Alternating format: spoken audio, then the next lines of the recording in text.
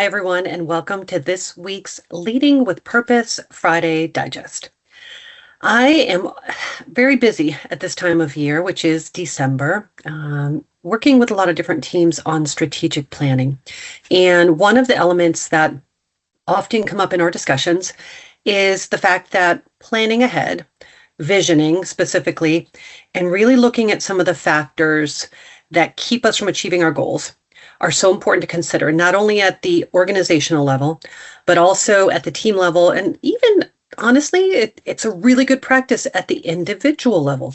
So as leaders, we are often tasked with looking out, to look about 30,000 feet out, 6 miles down the road, around the corner. What are all the creative phrases we hear about thinking strategically and identifying and incorporating your best guess, your analysis of your reality to create these plans for your teams and organizations, right? But how often do we do that for ourselves? And so one really good practice is to look at whether you are trying to identify something new and interesting to try in your life, whether you're kind of at a critical crossroads, or you're just looking a couple miles down the road, right, to see what's next for you. What's the next challenge? What is the next aspirational goal that you want to set for yourself? And so when we're crafting our vision, when we're thinking about those goals, we need to do a couple different things. One is literally do some visioning, and that can be done in a lot of different ways.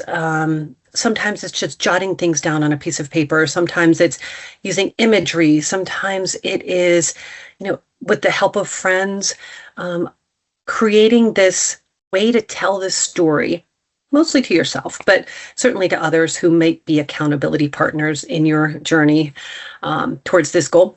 It's being able to tell the story of who will you be at a future point, just like we would with an organization.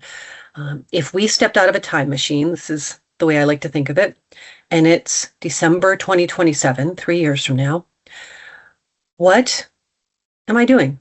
Who will I be? What do I want to have accomplished? It's being able to set aside specifics, call out specifics of things that are going to be important to me at that point, and being able to identify and clearly speak to it, to understand why that's important to you and what are some of the outcomes or accomplishments that you want to have seen by that point. Okay. The second, though, and these kind of run in tandem.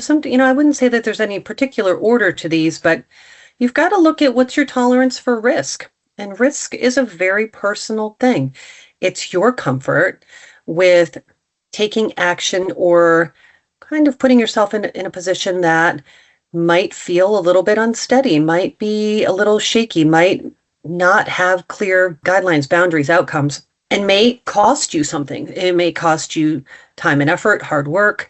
It may cost you some friendships. The people around you that don't quite understand why you're striving to be a different version of yourself in the future, why you want to accomplish certain things versus dedicating time to them or your relationship with them, right?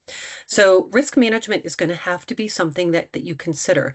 It's, what am I willing to pay to accomplish my goals? If I have to go to school or maybe take a pause from my career or invest in myself somehow, what are the risks that are comfortable for me, that I'm good with?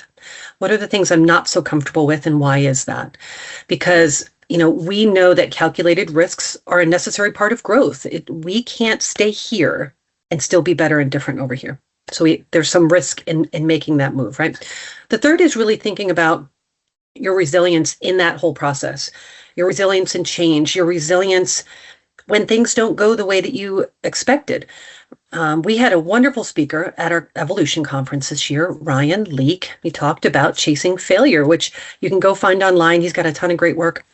But, there are so many elements of failing or not accomplishing our goals or getting really close but not quite hitting the mark that we have to get comfortable with. And failure is a constant learning process. That's one of the things that I really took away from hearing Ryan speak is I'd rather fail forward. In other words, I'd rather be trying something. I'd rather be a better version of myself than staying where I am and being safe. And so, getting comfortable with and thinking about what is my resilience, my ability to take a risk and be okay if I don't hit the target? Am I okay with pausing? Am I okay with delaying it? Am I okay with pivoting if I think maybe there's something different, better down the road? I really need to think about all these things because it's really easy to set a really awesome goal out there. The hard work is in the execution, and you have to be ready to take risks and you have to be ready to fail on that journey to that vision.